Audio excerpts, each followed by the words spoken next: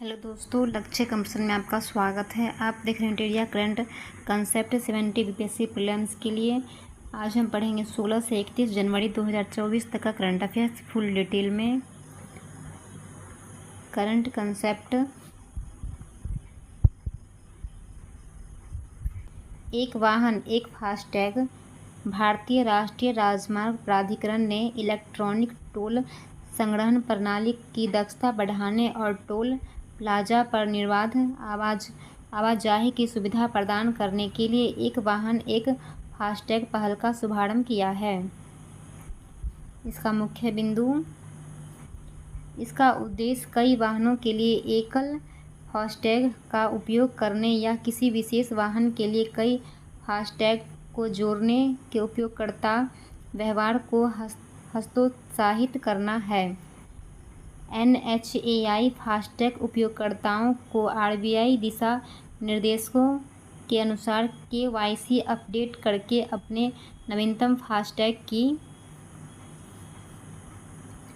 KYC प्रक्रिया को पूरा करने के लिए भी प्रोत्साहित कर रहा है। NHAI ने टैगिंग उपयोगकर्ताओं को निष्क्रियता से बचाने के लिए 31 जनवरी के अंत तक ग्राहक को KYC प्रक्रिया को पूरा करने का सुझाव दिया है। फास्टैग यह एक उपकरण है जो वाहन के चलते समय सीधे टोल भुगतान करने के लिए रेडियो फ्रीक्वेंसी आइडेंटिफिकेशन तकनीक का उपयोग करता है। यह तकनीक की वीडियो स्क्रीन पर चिपकाया जाता है और ग्राहक को किसी भी टोल भुगतान के लिए रुके बिना टोल प्लाजा के माध्यम से गाड़ी चलाने में सक्षम बनाता है। टोल किराया सीधे ग्राहक के लिंक्ड खाते से काट लिया जाता है।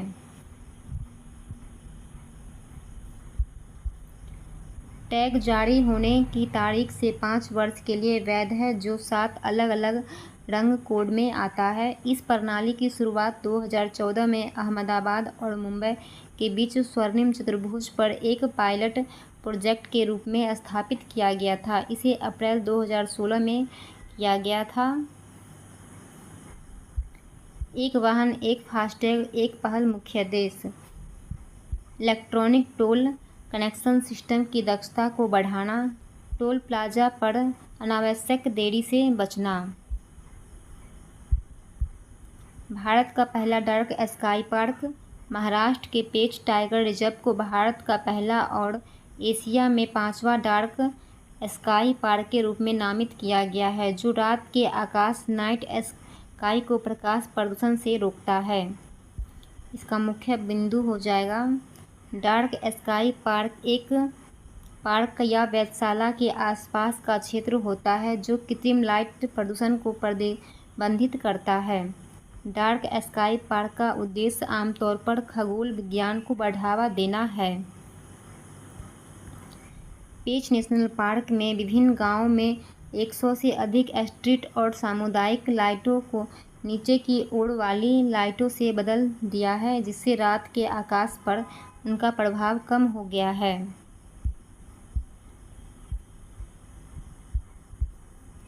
यह प्रमाण इंटरनेशनल डाई स्काई एसोसिएशन द्वारा दिया जाता है। लाइट प्रदूषण रात में कृत्रिम प्रकाश। लाइट प्रदूषण अवांछित या अत्यधिक कृत्रिम प्रकाश से संबंधित है जो प्रतिकूल प्रभाव उत्पन्न कर सकता है। यह वन्य जीवों के प्राकृतिक पैटर्न को बाधित करता है, वातावरण में CO2 की मात्रा को बढ़ाता है तथा कृत्रिम प्रकाश के कारण रात में आकाश में तारे स्पष्ट हो जाते हैं। पेच टाइगर रिजर्व। यह रिजर्व मध्य प्रदेश के सिवनी और छिंदवाड़ा जिलों में सतपुड़ा पहाड़ियों के दक्षिणी छोर पर स्थित है। इसका नाम पेच नदी के नाम पर रखा गया है।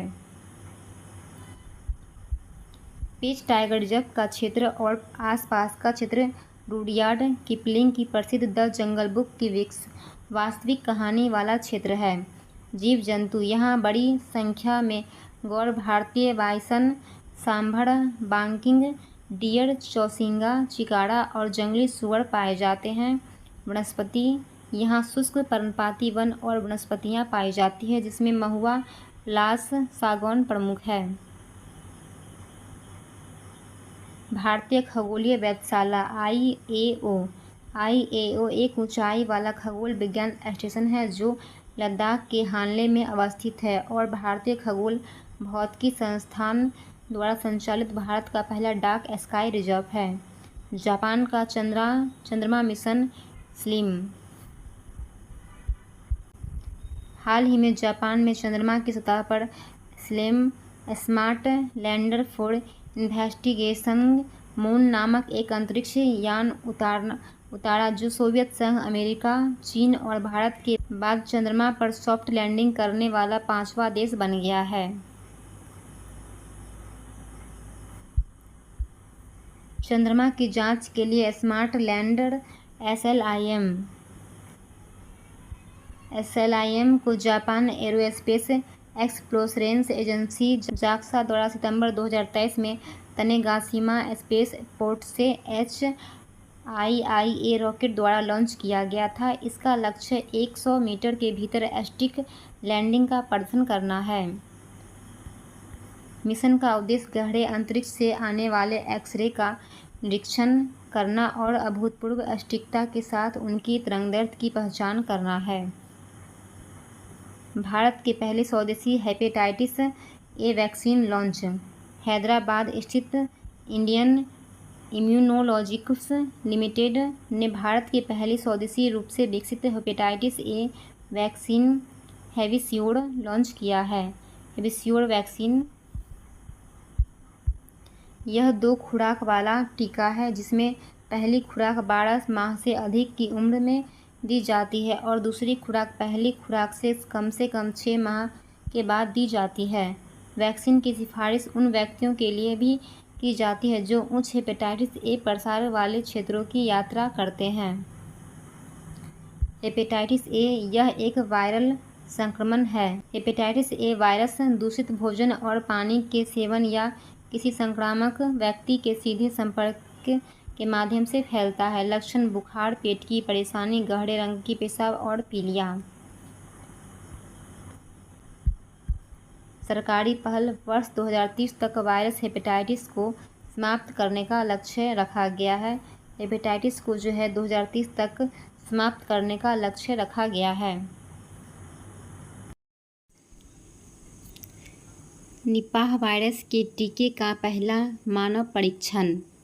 ब्रिटेन के ऑक्सफोर्ड यूनिवर्सिटी के वैज्ञानिक निपाह वायरस के लिए मानव निपाह वायरस वैक्सीन का पहला परीक्षण शुरू किया है। निपाह वायरस वैक्सीन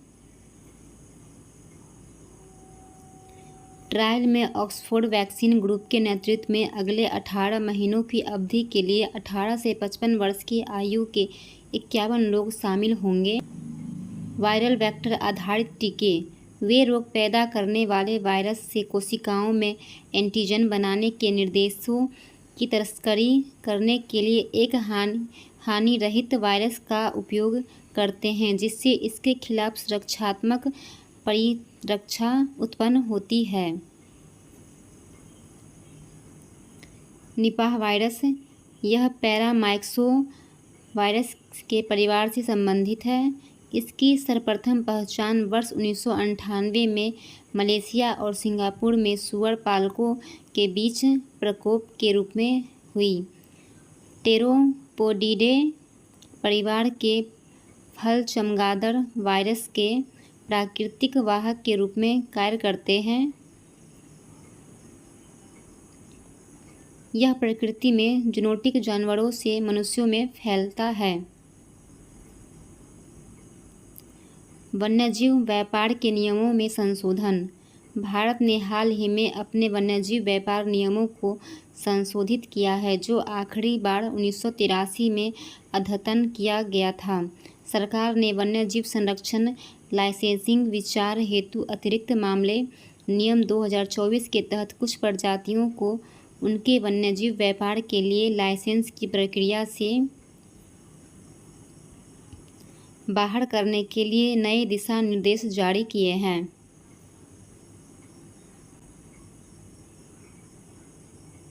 प्रमुख बिंदु: नए नियमबंदी जानवरों, सांप के जहर, जानवर तस्करी और मृत जानवरों से संबंधित लाइसेंसिंग मुद्दों में दिशा निर्देश निर्धारित करते हैं।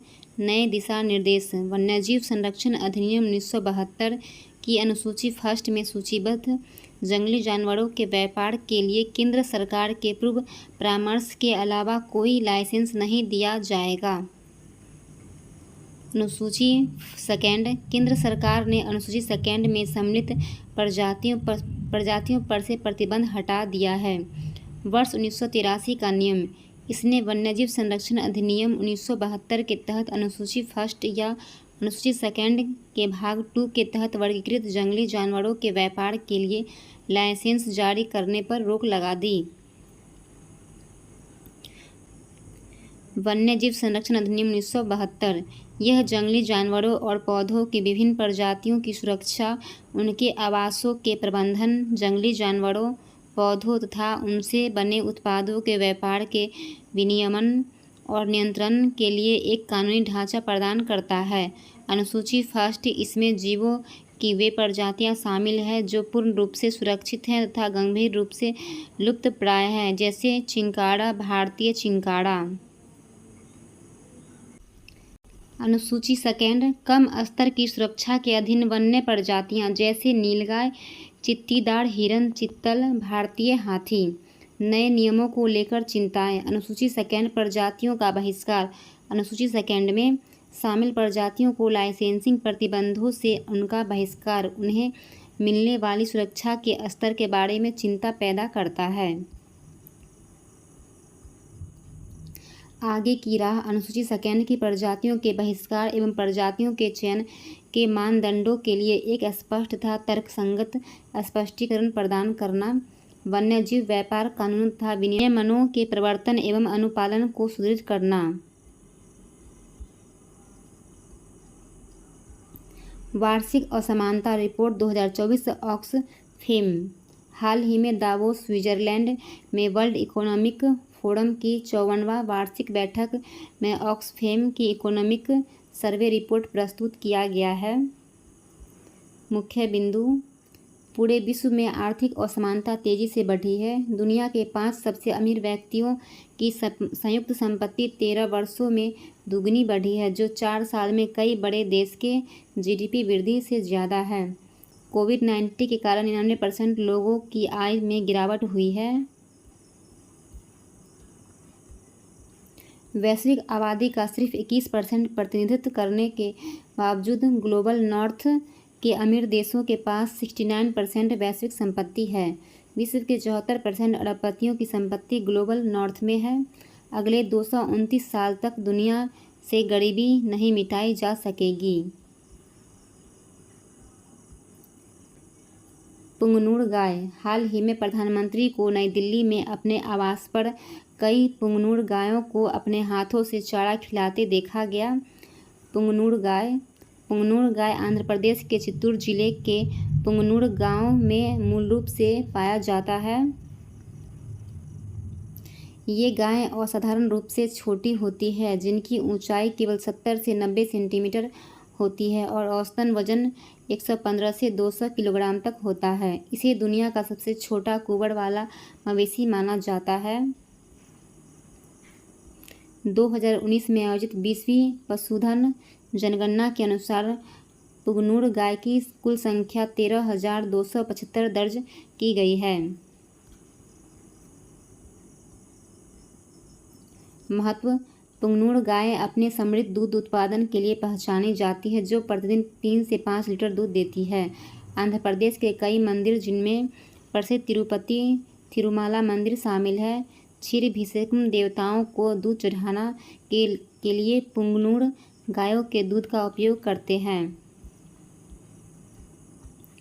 इनकी दूध omega fatty acid, calcium, potassium, magnesium जैसे पोषक तत्वों से भी भरपूर होता है। पुंगनुर गायों को पर्यावरण के अनुकूल माना जाता है, जिन्हें संकर नस्लों की तुलना में कम चारा, कम पानी और कम जगह की आवश्यकता होती है। चिंताएं। उच्च दूध उत्पादन के लिए संकर मवेशियों की ओर रुझान के कारण पुंगनुर मवेशियों को लुप्त होने का सामना करना पड़ रहा है। संरक्षण के उपाय। मिशन पुंगनुर 2020 में आंध्र प्रदेश सरकार ने IVF तकनीक का उपयोग करके मवेशियों की आबादी को बढ़ावा देने के लिए मिशन पुंगनुर शुरू किया। राष्ट्रीय कामधेनु प्रजनन केंद्र दक्षिणी क्षेत्र के लिए आंध्र प्रदेश में चिंतला देवी नेल्लोर में राष्ट्रीय कामधेनु प्रजनन केंद्र स्थापित किया गया है। इनसेट 3DS उपग्रह हाल ही में भारतीय अंतरिक्ष अनुसंधान संगठन इसरो ने इनसेट 3DS उपग्रह को श्रीहरिकोटा के सतीश धवन अंतरिक्ष केंद्र के लॉन्च पोर्टल से रवाना कर दिया है। इनसेट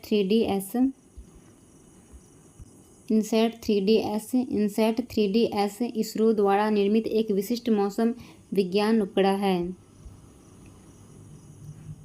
इसका प्राथमिक उद्देश्य मौजूदा कक्षा में मौजूद इंस्टा3D और 3DR उपग्रहों को सेवाओं की निरंतरता प्रदान करना है। इनसेट प्रणाली की क्षमताओं को महत्वपूर्ण रूप से बढ़ाना है। उपग्रह को अगले महीने GSLV F14 से लॉन्च किए जाने की संभावना है।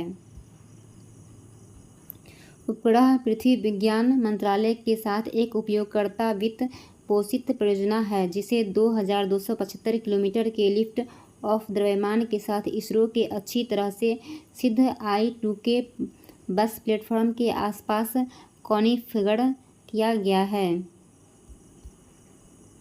उपयोग उपग्रह को मौसम की भविष्यवाणी और आपदा चेतावनी के लिए उन्नत मौसम संबंधी अवलोकन और भूमि और महासागर सतहों की निगरानी के लिए डिज़ाइन किया गया है।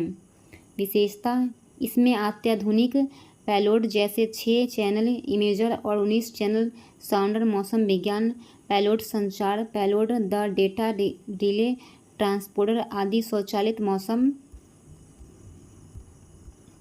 स्टेशनों से मौसम विज्ञान जल विज्ञान और समुद्री संबंधी डेटा प्राप्त करता है और मौसम पूर्वानुमान क्षमताओं को बढ़ाता है। GSLV F14 तरल प्रणोदक का उपयोग करने वाला एक अधिक उन्नत रॉकेट 3 चरणों में क्रायोजेनिक तरल प्रणोदक का उपयोग करता है। प्रधानमंत्री सूर्योदय योजना हाल ही में PM मोदी ने प्रधानमंत्री सूर्योदय योजना शुरू करने की घोषणा की है जो एक सरकारी पहल है जिसका उद्देश्य भारत में 1 करोड़ परिवार को छत पर सौर ऊर्जा प्रणाली प्रदान करना है।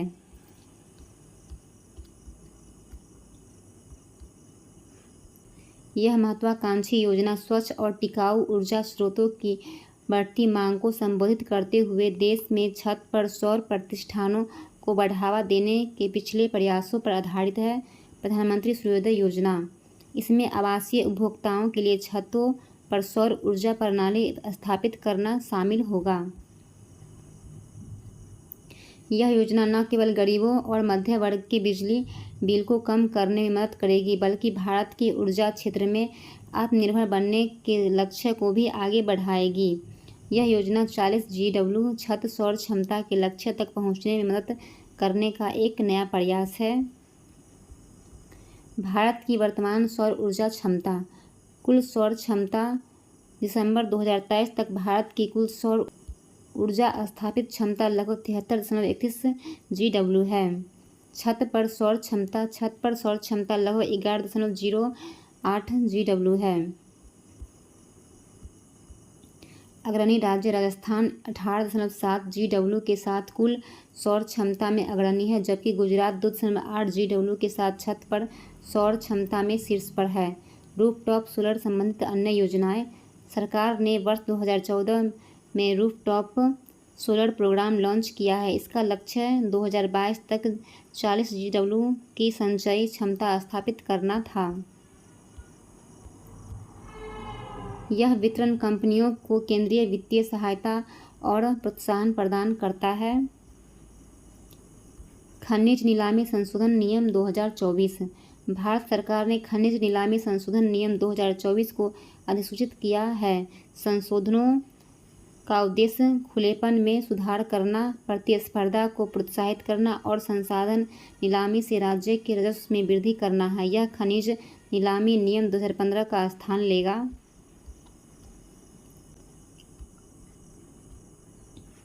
प्रमुख बिंदु अग्रिम शुल्क की सीमा तय करना। संशोधनों में खनिज ब्लॉक के लिए सफल बोलीदाता द्वारा किए गए एक मुश्त अग्रिम भुगतान पर 500 करोड़ रुपए की ऊपरी सीमा लगाई गई है। पहले कोई सीमा नहीं थी जिससे आक्रामक अग्रिम प्रतिबद्धताएं होती थी। संबंध बोली को प्रतिबंधित करना। प्रतिस्पर्धा विरोधी व्यवहार को कम करने के लिए नए नियम व्यावसायिक सहयोगियों को उसी खनिज ब्लॉक पर बोली लगाने से रोकता है। अन्वेषण लाइसेंसिंग की सुविधा प्रदान करना। संशोधित कानून राज्य सरकार को नीलामी के माध्यम से सीधे अन्वेषण लाइसेंस EL देने की अनुमति देते हैं। खनन पट्टे पर हस्ताक्षर करने से पहले लाइसेंस धारक के पास खनिज भंडार की खोज का विकल्प होता है। राजस्व हिस्सेदारी के लिए राज्यों को सख्त बनाना। राज्य सरकारें अब नीलामी प्रीमियम का अधिकतम प्रतिशत हिस्सा निर्धारित करेगी जो खोजकर्ता लाइसेंस के तहत वाणिज्यिक खनन शुरू होने पर उन्हें मिलेगा। निवेश सूची को आकर्षित करना। नीलामी नियम में संशोधन का उद्देश्य अग्रिम भुगतान बाधाओं को कम करके और अन्वेषण नीति स्पष्टता में सुधार करके निजी भागीदारी को बढ़ाना है। पारदर्शिता को बढ़ावा देना। संबंध बोलियों का सार्वजनिक प्रकटीकरण पारदर्शिता के उद्देश्यों को मजबूत करना है। EL सुरक्षा का मानकीकरण। परिवर्तनों के लिए 500 से 1000 वर्ग किलोमीटर के अन्वेषण परमिट के लिए 2 करोड़ रुपए के लगातार प्रदर्शन सुरक्षा भुगतान की आवश्यकता होती है। कार्यान्वयन कुंजी। अब उनके जमीनी क्रियान्वयन पर नज़र रखी जाएगी, विशेष रूप से अन्वेषण अनुमति के विकेंद्रीकरण और राज्य आय हिस्सेदारी निर्णयों पर।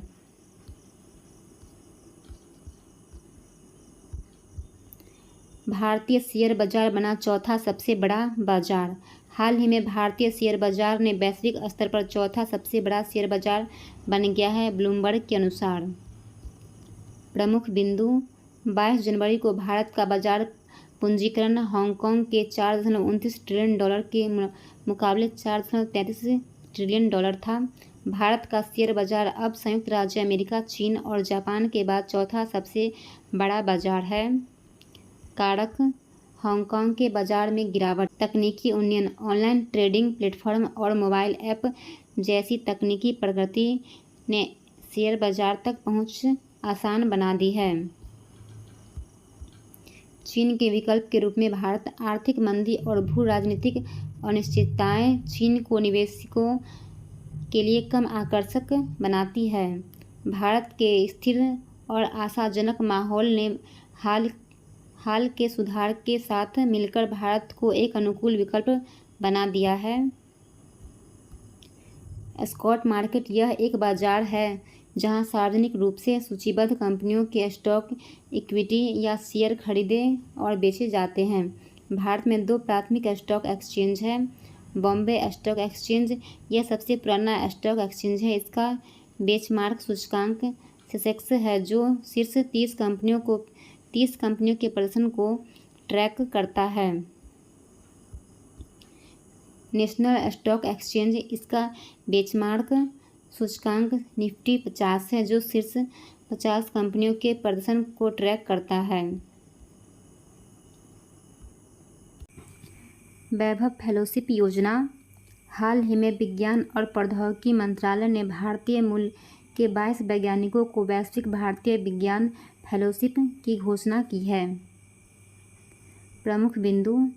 हाल ही में DST ने वैभव योजना के तहत 22 वैज्ञानिकों के पहले बैच की घोषणा की है। वे भारतीय विज्ञान संस्था, IIT, Tata institute of fundamental research आदि सहित भारतीय संस्थानों में हर साल 1 या 2 महीने अधिकतम 3 साल तक बिताएंगे। वैभव फेलोशिप योजना। जून 2023 में शुरू की गई वैभव फेलोशिप भारतीय संस्थानों के साथ अल्पकालिक सहयोग के लिए विदेश में रहने वाले भारतीय मूल के वैज्ञानिकों को आकर्षित करने के लिए डिज़ाइन की गई है। पात्रता। फेलोशिप भारतीय मूल के उत्कृष्ट वैज्ञानिकों, प्रौद्योगिकीविदों को प्रदान की जाएगी जो अपने संबंधी देशों में अनुसंधान गतिविधियों में लगे हुए हैं। अनुदान। वैभव फेलोशिप योजना में फेलोशिप अनुदान 4 लाख प्रति माह अंतर्राष्ट्रीय और घरेलू यात्रा, आवास और आकस्मिकताएँ शामिल होंगी। विशेषताएँ। इसके तहत 75 वैभव फेलोशिप भारतीय मूल के उत्कृष्ट वैज्ञानिकों, प्रौद्योगिकीविदों को प्रदान की जाएगी। चयनित अध्येताओं को क्वांटम प्रौद्योगिकी, स्वास्थ्य, फार्मा, इलेक्ट्रॉनिक्स, कृषि, ऊर्जा, कंप्यूटर विज्ञान और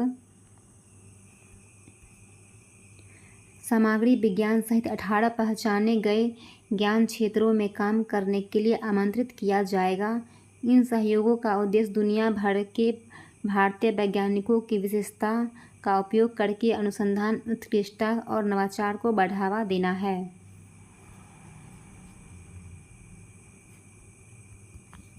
दुनिया का प्रथम मलेरिया वैक्सीन। हाल ही में अफ्रीका देश कैमरून ने वैश्विक वैक्सीन गठबंधन गावी के सहयोग से बच्चों के लिए मलेरिया के खिलाफ दुनिया का पहला टीकाकरण कार्यक्रम प्रारंभ किया है। मुख्य बिंदु। कैमरून 6 माह की उम्र तक के सभी शिशुओं को मास्कीरिक्स RTS टीका निःशुल्क प्रदान करेगा। मास्कीरिक्स ऑक्सफोर्ड विश्वविद्यालय द्वारा विकसित किया गया तथा इसे अक्टूबर 2023 में WHO के द्वारा अनुमोदित किया गया। मध्य अफ्रीकी राष्ट्र अगले वर्ष तक 2,50,000 बच्चों का टीकाकरण करने का लक्ष्य निर्धारित किया है। महत्व। अफ्रीका में प्रत्येक वर्ष परजीवी बीमारी के लगभग 250 मिलियन मामले दर्ज होते हैं, जिनमें 6 लाख मौतें शामिल हैं, जिनमें से अधिकांश छोटे बच्चे होते हैं। नीतीश डिवाइस। हाल ही में बिहार राज्य आपदा प्रबंधन प्राधिकरण ने नीतीश डिवाइस लॉन्च किया है। इसके मध्य से खेत में कार्य करने वाले मजदूरों एवं बाहर निकलने वाले व्यक्ति इस डिवाइस को अपने शरीर पर धारण करेंगे तो 30 मिनट पहले ही उन्हें आपदा की सूचना मिल जाएगी। मुख्य विशेषताएं। Nitish novel initiative, technological intervention for safety for human lives. Nitish device को भारतीय प्रौद्योगिकी संस्था पटना के सहयोग से निर्मित किया गया है। यह एक अलर्टिंग डिवाइस है। इसके माध्यम से 30 मिनट पहले ही आपदा की सूचना मिलने लगेगी, जिससे व्यक्ति सतर्क हो जाएंगे। यह वज्रपात, बाढ़, अत्यधिक गर्मी, लू, शीत लहर जैसी आपदाओं में भी चेतावनी देगा। बिहार राज्य आपदा प्रबंधन प्राधिकरण ने पेरेंट की शक्ल के इस डिवाइस का नाम नीतीश रखा है। हिंदी रूपांतरण। नीत तीव्र एवं शक्तिशाली जीवन सुरक्षा कवच। यह शरीर की ऊर्जा से चार्ज होगा। लाभ। संसाधनों का पूर्वानुमान लगाकर आपदा कार्यों को बेहतर ढंग से निष्पादन हो सकेगा। निर्णय समर्थन प्रणाली की शुरुआत होने से आपदा कार्यों में अंतर्विभागीय समन्वय और बेहतर होगा। बिहार में प्रतिवर्ष आपदाओं से होने वाली भारी जानमाल के नुकसान को कम किया जा सकेगा। भारत के मराठा सैन्य परिदृश्य। भारत ने यूनेस्को की विश्व धरोहर सूची 2024 से 25 के लिए मराठा सैन्य परिदृश्य को नामांकित किया। 17वीं और 19वीं शताब्दी के बीच विकसित भारत के मराठा सैन्य परिदृश्य मराठा शासकों द्वारा कल्पना की गई एक असाधारण किलेबंदी और सैन्य प्रणाली का प्रतिनिधित्व करते हैं। इस नामांकन के 12 घटक भाग हैं। महाराष्ट्र के सालहेर किला, शिवनेरी किला, लोहगढ़, खंडेरी किला, रायगढ़, राजगढ़, प्रतापगढ़, सुवर्णदुर्ग, पन्हाला किला और विजयदुर्ग, सिंधुदुर्ग। तमिलनाडु में जिंजी किला।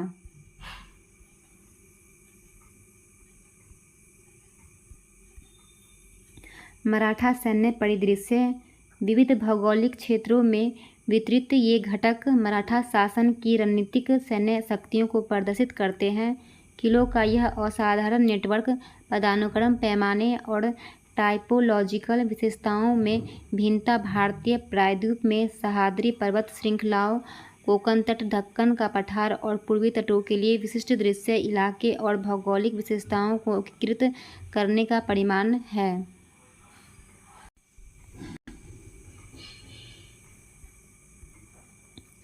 वर्तमान में भारत में यूनेस्को द्वारा मान्यता प्राप्त स्थल। वर्तमान समय में भारत में 42 यूनेस्को विश्व धरोहर स्थल है। इनमें से 34 सांस्कृतिक स्थलों, 7 को प्राकृतिक स्थलों और 1 को मिश्रित स्थलों के रूप में नामित किया गया है। हाल ही में यूनेस्को ने भारत के 41वें यूनेस्को विश्व धरोहर स्थल शांति निकेतन तथा 42वें यूनेस्को स्थल के रूप में कर्नाटक के पवित्र होयसल मंदिर को नामित किया है। उसके बाद हम पढ़ेंगे वन स्टॉप सेंटर योजना। महिला सुरक्षा और सशक्तिकरण की दिशा में हाल ही में केंद्रीय महिला एवं बाल विकास मंत्री ने देश भर के 700 से अधिक जिलों में वन स्टॉप सेंटर की स्थापना की घोषणा की है। वन स्टॉप सेंटर योजना यह केंद्रीय महिला एवं बाल विकास मंत्रालय के तहत तैयार की गई एक केंद्र प्रायोजित योजना है। हिंसा से प्रभावित महिलाओं को एक छत के नीचे निजी और सार्वजनिक दोनों स्थानों पर एकीकृत समर्थन और सहायता प्रदान करना। वन स्टॉप सेंटर योजना 18 वर्ष से कम उम्र की लड़कियों सहित उन सभी महिलाओं की सहायता करने के लिए प्रतिबद्ध है जो हिंसा से पीड़ित है।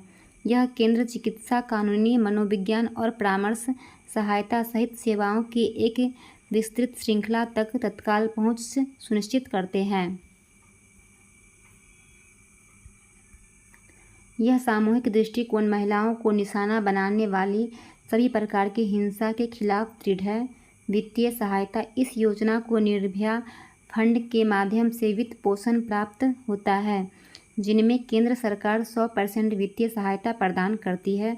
वन स्टॉप सेंटर द्वारा दी जाने वाली सेवाएं: आपातकालीन प्रतिक्रिया और बचाव सेवाएं, मेडिकल सहायता, मनोसामाजिक सहायता और परामर्श, कानूनी सहायता एवं परामर्श। श्रेष्ठ योजना का उद्देश्य सरकार के विकास हस्तक्षेप की पहुंच को बढ़ाना और अनुदान प्राप्त संस्थानों, NGO द्वारा संचालित और आवासीय स्कूलों के माध्यम से शिक्षा के क्षेत्र में सेवा की कमी वाले अनुसूचित जाति के प्रमुख क्षेत्रों में अंतर को भरना है। मुख्य बिंदु: इस योजना का उद्देश्य कक्षा 9वीं और 11वीं में CBSE या राज्य बोर्ड से संबद्ध सर्वोत्तम निजी आवासीय विद्यालयों को 12वीं तक की शिक्षा पूरी करने के लिए वित्तीय सहायता प्रदान करके अनुसूचित जाति के सामाजिक आर्थिक उत्थान और समग्र विकास के लिए वातावरण प्रदान करना है। योजना में ब्रिज कोर्स का प्रावधान है, जिससे सुनिश्चित किया जा सकेगा कि प्रवेशित अनुसूचित जाति के छात्र बाकी कक्षा के बराबर पहुंच सकेंगे। यह योजना 2 मोड में क्रियान्वित किया जा रहा है। Mode 1, mode 2। प्रत्येक वर्ष राज्यों, केंद्र शासित प्रदेशों में लगभग 3000 मेधावी अनुसूचित जाति छात्रों को NTA द्वारा आयोजित राष्ट्रीय प्रवेश परीक्षा के माध्यम से चुना जाता है और संबद्ध निजी विद्यालयों में प्रवेश दिया जाता है। मोड 2 SC के छात्रों के लिए शिक्षा क्षेत्र से संबंधित स्कूल छात्रावास परियोजनाओं को चलाने के लिए NGO को वित्तीय सहायता प्रदान की जाती है।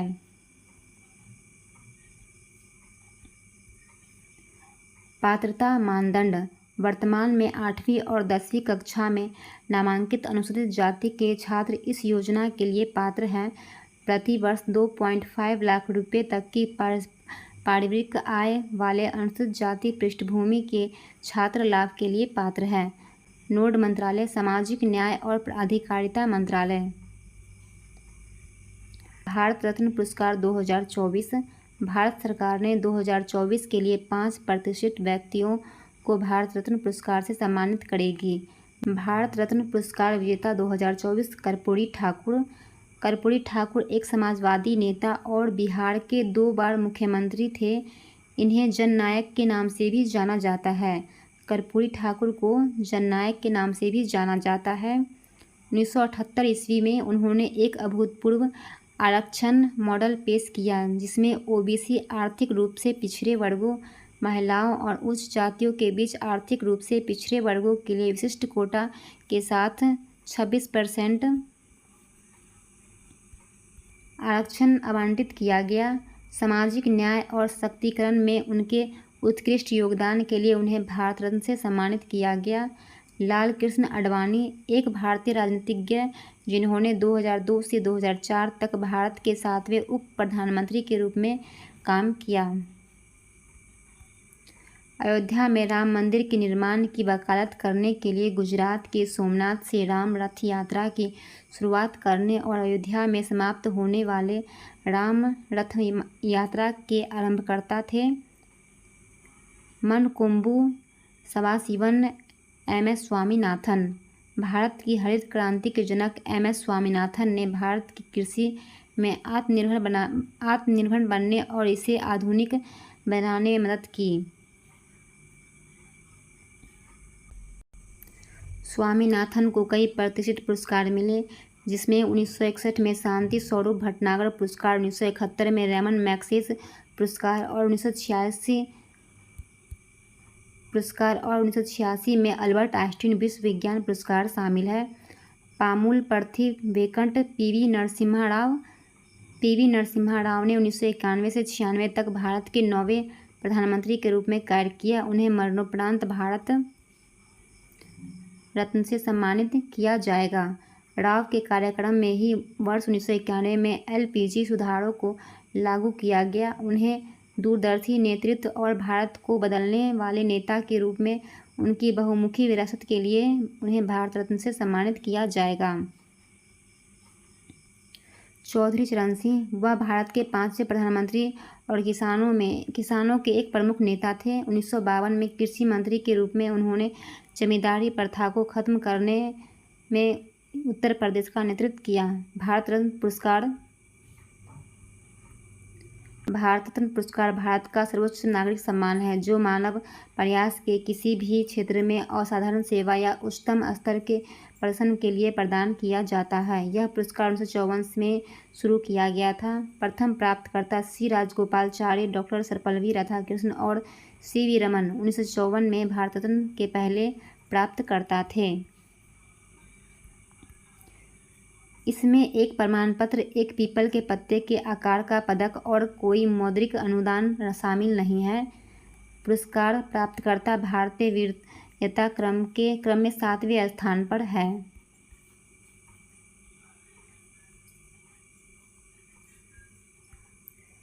5 नई रामसर साइट। हाल ही में केंद्रीय पर्यावरण मंत्री ने रामसर कन्वेंशन के तहत 5 और भारतीय आर्द्रभूमियों को अंतर्राष्ट्रीय महत्व की आर्द्रभूमियों की वैश्विक सूची में शामिल करने की घोषणा की है। भारत में रामसर साइटों की संख्या 80 हो गई है। मुख्य बिंदु: यह घोषणा विश्व आर्द्रभूमि दिवस की पूर्व संध्या पर की गई थी, जो प्रत्येक वर्ष 2 फरवरी को विश्व स्तर पर मनाया जाता है। विश्व वेटलैंड दिवस 2024 का विषय वेटलैंड एंड ह्यूमन वेलबींग है। 5 नए रामसर स्थल, 3 स्थल कर्नाटक में है और 2 स्थल तमिलनाडु में है। अंकसमुद्र पक्षी अभयारण्य रिजर्व कर्नाटक में है। अघनाशिनी मोहाना कर्नाटक। मगादी केरे संरक्षण रिजर्व कर्नाटक। कराईवेट्टी पक्षी अभयारण्य तमिलनाडु। लॉन्गवुड शोला रिजर्व वन तमिलनाडु। अंकसमुद्र पक्षी संरक्षण रिजर्व यह एक मानव निर्मित ग्रामीण सिंचाई टैंक है। यह पैटेंड स्टॉक और ब्लैक हेडेड आइबिस की 1% से अधिक जैव भौगोलिक आबादी का समर्थन करता है। अघनाशिनी मोहाना, इसका निर्माण अरब सागर के साथ अघनाशिनी नदी के संगम पर हुआ है। मगादी केरे संरक्षण रिजर्व यह मानव निर्मित आर्द्रभूमि है। यह बार हेडेड हंस के लिए सबसे बड़े शीतकालीन आश्रम स्थलों में से एक है। कराईवेट्टी पक्षी अभयारण्य यह तमिलनाडु के सबसे बड़े अंतर्देशीय आर्द्रभूमियों में से एक है और क्षेत्र के लिए भूजल पुनर्भरण का एक महत्वपूर्ण स्रोत है। लॉन्गवुड शोला रिजर्व वन, ये वनयुक्त आर्द्रभूमि विश्व स्तर पर लुप्तप्राय ब्लैक चिन्ड, नीलगिरी लाफिंग थ्रश और नीलगिरी ब्लू रॉबिन और कमजोर नीलगिरी वुड कबूतर के लिए आवास के रूप में काम करती है। रामसर कन्वेंशन, यह रामसर स्थलों के संरक्षण और सतत उपयोग के लिए एक अंतर्राष्ट्रीय संधि है। इसका नाम ईरान के रामसर शहर के नाम पर रखा गया है, जहां 1971 में सम्मेलन पर हस्ताक्षर किए गए थे।